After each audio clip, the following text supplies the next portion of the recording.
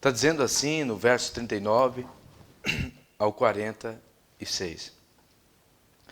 E um dos malfeitores que estava pendurado blasfemava dele, dizendo: se tu és o Cristo, salva-te a ti mesmo e a nós. Respondendo, porém, o outro, repreendia-o, dizendo: tu nem ainda temes a Deus, estando na mesma condenação? E nós, na verdade, com justiça, porque recebemos o que os nossos feitos merecia, mas este nenhum mal fez. Aleluia. E disse a Jesus: Senhor, lembra-te de mim quando entrares no teu reino. E disse-lhe Jesus: em verdade te digo que hoje estará comigo no paraíso. Amém. E era já quase a hora sexta, e houve trevas em toda a terra até a hora nona. Escurecendo-se o sol, e rasgou-se ao meio o véu do templo. E clamando Jesus com grande voz, disse: Pai, nas tuas mãos eu entrego o meu espírito. E havendo dito isso, partiu ou expirou. Amém? Pode tomar assento.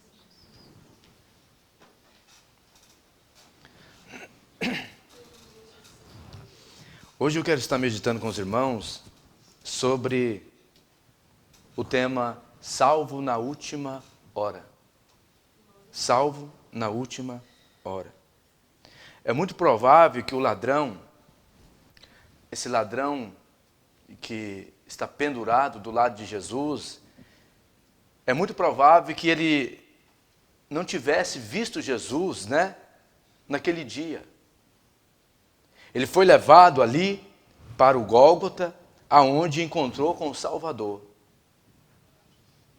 É interessante que Deus marcou o encontro com aquele pecador no Gólgota. Deus marcou o encontro com aquele ladrão no Gólgota. Deus fez isso para salvar aquele ladrão de seus pecados. Talvez o Gólgota não seja um lugar correto para um encontro com Jesus, um encontro com Deus. Mas é bom nós entendermos que é Deus, é quem marca esse encontro da salvação. Não sou eu, não é você. É Deus é quem faz essa obra. A Bíblia diz assim, que é a palavra de Deus que não volta vazia para ele. Não é a palavra do pregador. O pregador prega. Deus tem compromisso com a sua palavra. Por isso que é muito importante nós expor as Escrituras, pregar a palavra de Deus. Porque é com ela que Deus tem compromisso, não com a palavra do pregador. Então o Senhor disse que a palavra dele não volta vazia. Esse pecador, esse irmão que vai ser salvo aqui por Jesus Cristo, provavelmente ele nunca tinha visto Jesus. Ele viu Jesus no Gólgota. Que encontro! Que lugar de encontro! E ele vai encontrar Jesus ali para ser salvo. Quando os três foram ali pregados naquela cruz, com certeza eles pensaram que Jesus era um salteador, era um malfeitor, era alguém que não prestava. Aqueles dois ladrões que estavam sendo pregados do lado de Jesus, quem sabe fez um autoexame, que a Bíblia diz, que o ladrão que vai ser perdoado, ele faz um autoexame dos seus pecados, da sua vida. E ele achou-se culpado. Ele achou-se em falha diante de Deus. E o interessante é que a crucificação leva muitas pessoas a pensar que aquela pessoa que está ali porque deve. E você vai ver na crucificação de Jesus que as pessoas dizem isso. Você está aí porque você deve. Você está sendo pregado por causa dos seus pecados. Então começa uma injúria ali contra Cristo.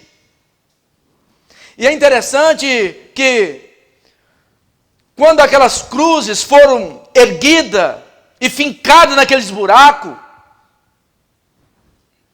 aquele ladrão, ele não sabia que ele estava de pé, que ele estava em pé, de pé na presença da sua majestade.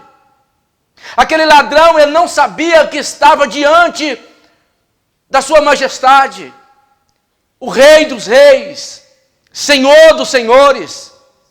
Aquele ladrão, ele não percebeu que ali estava o dono do mundo. Aquele ladrão não percebeu que ali estava o autor, o Amém. Quem é o Amém? O arquiteto, o fundador de todas as coisas. Aquele ladrão, ele não percebeu que estava diante da sua majestade, Jesus Cristo, o Messias, o Salvador. E o interessante é que o Gólgota vai marcar um encontro real com Jesus Cristo e com dois pecadores. Mas o Gólgota vai traçar ali um paralelo entre os pecadores e Jesus, e entre um pecador e Jesus. Não são todos que serão salvos. Jesus Cristo nunca, essa ideologia é discutida no mundo, né? Todo mundo fala isso. Jesus Cristo morreu por todo mundo. A Bíblia é contra isso. Jesus Cristo não morreu por todos. Isaías, no capítulo 53, vai dizer isso. Mateus, no capítulo 3, vai dizer isso. Jesus Cristo não morreu por todos. Porque se Jesus Cristo tivesse morrido por todos, todos viriam a salvação. Nem todos vai vir a salvação. Você vai ver que um dos salteadores ali, daquele ladrão, começou a injuriar Cristo, a falar com Cristo a respeito da salvação. Se você é o Messias, salva-te a ti mesmo e a nós. Em outras palavras, aquele ladrão estava querendo ser salvo, tirado da condenação da cruz. Aquele ladrão estava querendo se safar da condenação da cruz e continuar vivendo a sua vida de pecado. Ele não entendeu a mensagem de Jesus Cristo.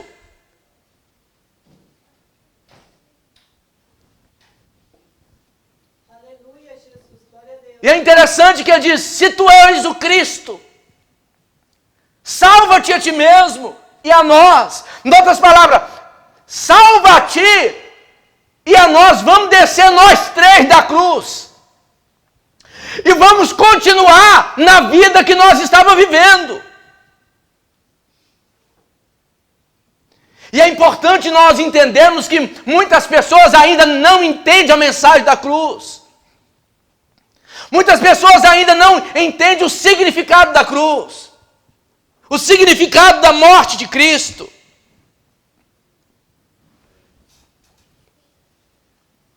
E o Gólgota era um lugar de punir criminosos.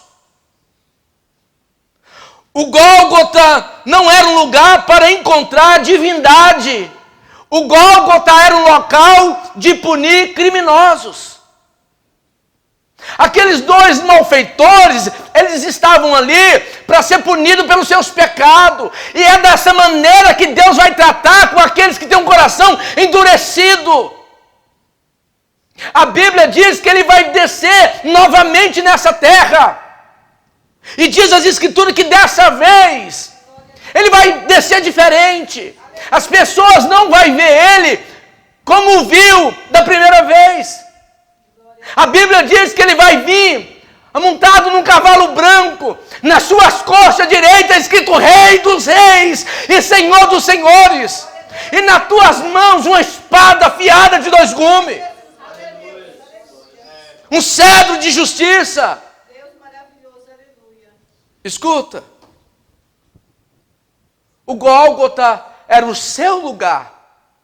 O Gólgota é um retrato de quem você e eu sou. O Gólgota é o local da sua punição. O Gólgota, aqueles dois ladrões estavam representando ali eu e você. E o que Jesus está mostrando nessa leitura? Salvo na última hora, eu posso arrancar você das garras dos seus pecados. Eu posso salvar você das suas frustrações. Eu posso mudar o cenário da sua vida pelo um simples fato: eu sou Deus. Eu morri na cruz para te salvar. O meu sangue é poderoso para punir e apagar todos os seus pecados. Então o local do Gólgota não era um local para encontrar divindade. E aquele homem não sabia que ele estava de pé, diante da sua majestade, diante do Rei dos Reis, do Senhor dos Senhores, diante daquele que é o arquiteto de todas as coisas, diante daquele que estava no princípio. Ele diz: eu sou o princípio de todas as coisas. Aleluia, Jesus. Glória a Deus. Sou eu que determino todas as coisas segundo o beneplácito da minha vontade. E o interessante é que, na verdade, estamos nas mãos de Deus o tempo todo, queridos irmãos. A única vez que Ele esteve na nossa mão, nós o matamos. Agora, nesse momento, você está na mão de Deus. A única vez que eu e você, nós, porque aquelas pessoas que mataram a Cristo representa eu e você. A única vez que ele esteve na nossa mão, nós o matamos. Porque somos malignos. Porque somos ruins. Porque nós não reconhecemos o verdadeiro Deus. Mas ainda assim, nessa noite, ele ainda, com a sua infinita misericórdia, ele estende a sua mão e diz: vem a mim, pecador. Aleluia. Mesmo você me esfaqueando naquele Gólgota, mesmo você me pregando, eu estendo as minhas mãos para você e diz: vinde a mim, cansado e oprimido. Aleluia. Com uma mão ele segura a ira de Deus e com a outra ele chama o pecador: vem, vem, vem, eu quero te salvar. Glória a Deus. Aleluia. Chegará um dia que as duas mãos do Senhor Jesus vai se abaixar. Glória a Deus. A mão que aplaca a ira de Deus e a outra que te chama. Porque Deus nos chama. Deus nos chama dia após dia. Deus fala conosco: vem a mim. E o interessante é, o que fez esse ladrão mudar de ideia? Em primeiro lugar, escuta, olha comigo, o verso 3 do capítulo 23 de Lucas.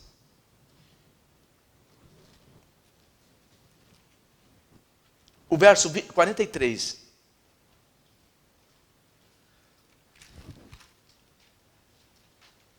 Qua- 34, melhor dizendo, irmãos. E disse Jesus: Pai, perdoa-os, porque não sabe o que fazem. O que fez esse ladrão mudar de ideia? O que fez esse ladrão ter a percepção que Jesus Cristo era o Filho de Deus? O que fez esse ladrão mudar de ideia na última hora? Em primeiro lugar, nós podemos apontar aqui a oração de Cristo. Jesus Cristo fez uma oração. Jesus Cristo, ele orou ao Pai. E o interessante é que aquele ladrão, ele ouviu a oração de Cristo. Essa oração foi como uma espada que atravessou o coração daquele incrédulo, daquele pecador. Perdoa-os, porque eles não sabem o que fazem.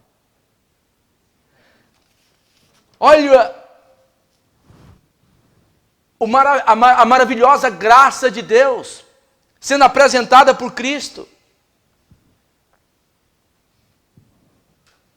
Agora aquele ladrão, ele não consegue esquecer aquela oração, pendurado naquela cruz, aquela oração, ecoa nos ouvidos, no coração daquele ladrão: Pai, perdoa-os, perdoa-os.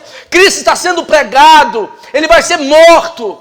está perdoando pessoas. Então aquele ladrão, ele abre os seus ouvidos, o seu entendimento, a sua mente, para entender, perdoa. A palavra perdão aqui, ela expressa uma medida real, uma medida correta do amor de Deus. Porque somente um homem que tinha uma comunhão verdadeira com o Senhor, com Deus, poderia suplicar ao Pai perdão por outra pessoa. Somente alguém que tinha uma comunhão plena com Deus.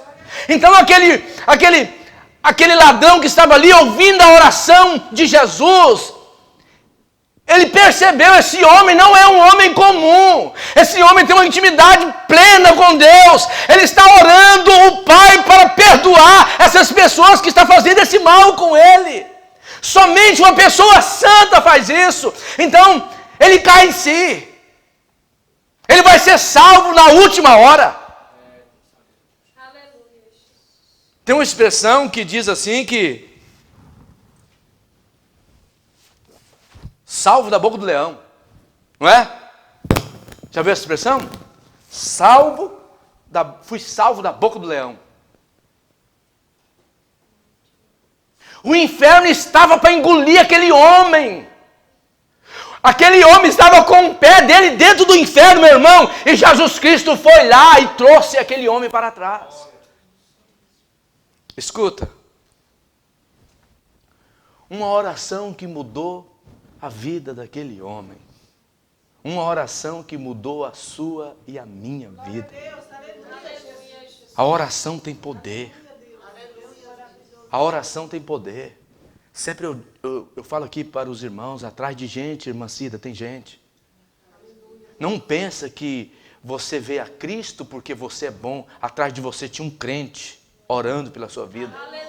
Antes de você conhecer Cristo, alguém te viu, te conheceu e começou a orar por você. Começou a interceder por você. Aí o que aconteceu? Com a intercessão, com o poder daquela intercessão, a salvação chegou até você.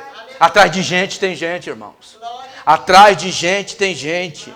A oração de Jesus penetrou na consciência e ele percebeu a sua estupidez. Como ele estava sendo estúpido ali. Porque a Bíblia está dizendo assim que os dois ladrões começou a criticar Jesus. Os dois, não foi só um. Depois, a Bíblia diz que um deles começa a mudar de ideia. Quem sabe Jesus Cristo está fazendo isso aqui agora no coração de alguém. Mudando a rota. Mudando a direção. Porque Deus faz isso. Deus faz isso. Aquele ladrão, ele percebeu que precisava também do perdão de seus pecados, do perdão de Deus. O puritano John Owen diz assim que é impossível você entrar no céu com pecado. Se você comete um pecado por mês, no final do ano você vai ter 12 pecados. Já é impossível de você entrar no reino de Deus. Porque se você tiver um, você não entra. Se eu tiver um pecado, eu não entro. Agora pensa comigo. Todas as vezes que nós pecamos, você precisa arrancar sua vestimenta do orgulho, da altivez, e chegar perante o trono de Deus e dizer: Pai, estou aqui. Eu necessito novamente do sangue de Cristo. Eu necessito novamente do poder do sangue de Cristo para perdão dos meus pecados. Porque se o Senhor não me perdoar, eu estou perdido. E o interessante é que muitas pessoas, querido, quando pecam contra Deus, eles não têm uma tristeza aguda no coração. Muitas pessoas que andam pecando contra Deus, estão até esquecendo dos seus pecados. E a Bíblia diz assim que nós precisamos orar a Deus para aqueles pecados do passado. Você já notou o quanto você já ofendeu a Deus? Eu ofendi a Deus? Você já notou o quanto nós ofendemos a Deus?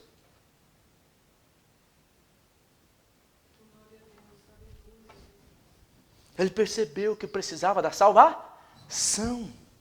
Então o diálogo começa. Então ele quer ser livre dos seus pecados, do seu fardo, do fardo dos seus pecados. Então ele diz: Senhor, lembra-te de mim quando entrar no teu reino. Começa um diálogo ali entre Cristo e aquele ladrão. Então Jesus responde à oração daquele irmão. Irmão, não tem uma oração sequer que cai por terra. Uma oração sequer. Não tem uma oração que você fala a Deus. Uma só que ela cai por terra. Deus ouve toda a sua oração. Todas elas. Aquela oração que você achou que foi perdido. Hoje Deus está colocando ela de volta à sua memória. Ela não foi perdida. E as orações, elas são acolhidas por Deus no momento certo. Deus derramará sobre a sua vida. Deus colhe as nossas orações. Amém, queridos irmãos? Então começa um diálogo. Senhor, me perdoa. Senhor, lembra-te de mim quando entrar no teu reino. Esse ladrão agora, ele teve uma visão diferente de Cristo. Quando entrar no teu reino, mas quem tem reino é rei. Só quem é rei tem reino. Lembra-te de mim quando entrar no teu reino. Jesus vira. Hoje, Jesus disse: eu lhe garanto que hoje estará comigo no paraíso. Eu te dou garantia, pecador arrependido, que hoje eu estou apagando todos os seus pecados. Eu estou fazendo de você uma nova criatura. Hoje, não amanhã, hoje. Eu estou apagando as suas frustrações, os seus pecados que te ofendem. O pecado que você, escuta, aquele pecado que você pensou, imaginou no seu coração, Deus não perdoou esse pecado. Deus não perdoou esse pecado. Porque muitas das vezes nós oramos a Deus para perdão dos nossos pecados, e o que acontece? Nós se sente frustrado. Porque nós não obtemos de Deus uma resposta, não é verdade? Mas escuta, Deus perdoa os seus pecados. Irmão Manuel, Deus perdoa os seus pecados. Irmão Félix, Deus perdoa os seus pecados. Irmão Jadiel, Deus perdoa os seus pecados. Irmã Mariana, Deus perdoa os seus pecados. Perdoa, irmã Cláudia, Ele perdoa os nossos pecados. Enquanto as pessoas julgavam, olha aqui, enquanto as pessoas julgavam a Cristo e jogavam em rosto os milagres de Jesus, salvou os outros, porque não salva a si mesmo. Curou tanto cego, levantou defunto da cova, curou aleijado, porque não faz isso consigo mesmo. E o ladrão ouvindo aquilo, presta atenção aqui, irmãos, o ladrão pendurado lá, diante da sua majestade, e o povo dizendo: você curou cego, você ressuscitou morto. O ladrão não sabia disso. Você curou leproso. E aquelas palavras de acusação contra Cristo era palavra de salvação para aquele pecador. Aquele pecador foi abrindo a sua convicção: esse homem é rei, esse homem é Deus. Ele curou, ele está dizendo que ele salvou, ele está dizendo que ele curou leproso, que ele levantou defunto. Aquelas palavras foi entrando no coração daquele pecador. Então ele percebeu que estava verdadeiramente de pé diante da sua majestade. Entenda isso, irmão.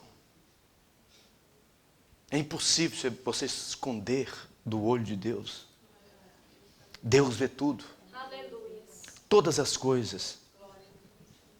2 Coríntios capítulo 5, verso 10. Todos devemos comparecer ante o tribunal de Cristo, para que todos nós, eu e você, seja recompensado o que tiver feito por meio do corpo, ou bem ou mal. Todos nós. Todos nós. As palavras estavam sendo ditas. Alguém estava zombando de Jesus, mas o ladrão pergunta: o que quer dizer salvou os outros? O ladrão fica perguntando, aquela palavra fica coando no coração dele. O que quer dizer salvou os outros? O que quer dizer isso? O que era o motivo daquela zombaria? Então, aquela zombaria para a multidão que estava ali era uma injúria contra Cristo. Mas para aquele pecador que estava pendurado ali, eram palavras de salvação. Amém? Qual o motivo da sua crucificação? Interessante é que, além disso, o ladrão contou com a ajuda de um panfleto que estava, um panfleto de evangelismo que estava ali sobre a cruz, no topo da cruz. Motivo da sua crucificação? Porque ele é o rei dos judeus. Rei dos judeus. Então, o ladrão também contou com a ajuda daquele panfleto que estava ali. Rei dos judeus. Rei dos judeus. Amém, queridos irmãos? Então, esse rei dos judeus, ele fez, ele faz e fará milagre na nossa vida. Mas nós precisamos atentar para isso, amém? E interessante é que quando Jesus estava desfilando ali pelas ruas de Jerusalém, aquela plaquinha estava sobre a cruz. Aquela plaquinha que dizia assim: ele é o rei dos judeus. Rei dos judeus. Então o ladrão foi salvo na última hora. Salvo de quê, pastor? Salvo de seus pecados. Hoje eu estou calmo, né? Deixa eu te dizer uma coisa para você.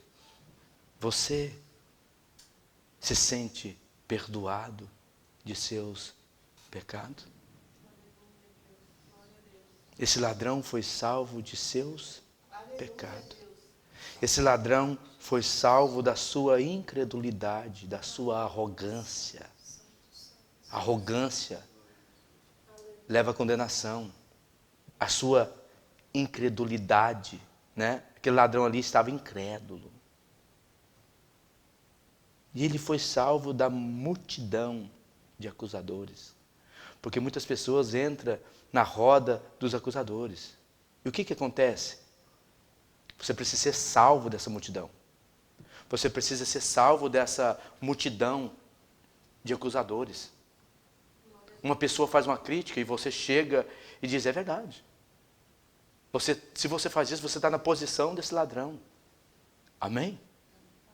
Nós precisamos ser salvos do espírito de acusação. Esse ladrão foi salvo de seus pecados. Ele foi salvo da sua arrogância. Ele foi salvo de quê, pastor? Ele foi salvo das suas acusações. Estava ali acusando, ajudando, né, os incrédulos a acusar Cristo. De repente cai a ficha. Há muitos cristãos dentro da igreja que precisa cair essa ficha aí de acusação, porque ainda faz acusação. Faz acusação contra irmãos. Se você condena seu irmão, você está na mesma posição que ele se encontra. Por quê? Porque nós não fomos levantados como juízes nessa terra. E o interessante, para terminar, é que nem sempre o lugar escolhido por Deus para salvar é o lugar que eu e você desejamos ficar para ser salvo. Tantas pessoas que Deus trouxe do Brasil para ser salvo aqui na Irlanda. Salvo do quê? Salvo da morte física. Salvo da morte física, que estava envolvido com droga, que estava envolvido com prostituição, que estava envolvido com todo tipo de males no Brasil. E Deus trouxe para cá para quê? Para a salvação. Tira da terra para levar para outra terra para a salvação. E sempre Deus faz isso. Sempre Deus leva pessoas ao Gólgota, no local onde você não quer estar para ser salvo. Sempre que Deus quer salvar uma pessoa, Ele tira essa pessoa da zona de conforto. e leva para uma zona de batalha. Porque Gólgota é batalha. Gólgota não é zona de conforto, não. É verdade ou não é? O Gólgota não era um local legal. Era ou não é? O Gólgota não é um local legal de se estar, não. Para ser salvo, tudo bem que ele estava sendo condenado, ele precisava ser salvo. E foi salvo na última hora. Mas Deus nos chama para fazer isso. Amém? Mas o Gólgota também é o local que Deus escolheu para salvar o nosso irmão. Eu não tenho o nome dele, eu não conheço ele por nome, Gabriela, mas ele é nosso irmão. E o dia que eu chegar lá no céu, eu não quero conhecer o famoso Paulo, Pedro, eu quero conhecer esse irmãozinho. Eu falei assim, Senhor, me mostra o irmãozinho lá. Aquele irmãozinho que estava sendo condenado na última hora e o Senhor salvou ele. É gratificante. Amém, queridos irmãos? E quando Deus quer salvar, Ele salva. Amém? Glória a Deus, aleluia, Jesus. E agora você pode fazer o seu diagnóstico, descobrindo por quem você está sendo influenciado nesse momento. Se você está sendo influenciado pelo Espírito de Cristo ou pelo Espírito do mundo, de Satanás. Qual o espírito que está influenciando você no dia a dia?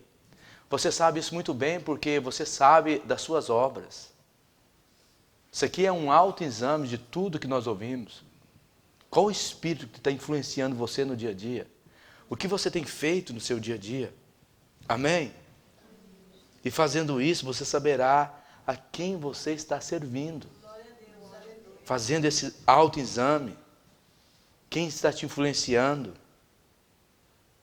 Qual o espírito que está te influenciando no dia a dia? Esse irmão aqui, ele teve convicção de seus pecados, amém? E foi salvo. E você?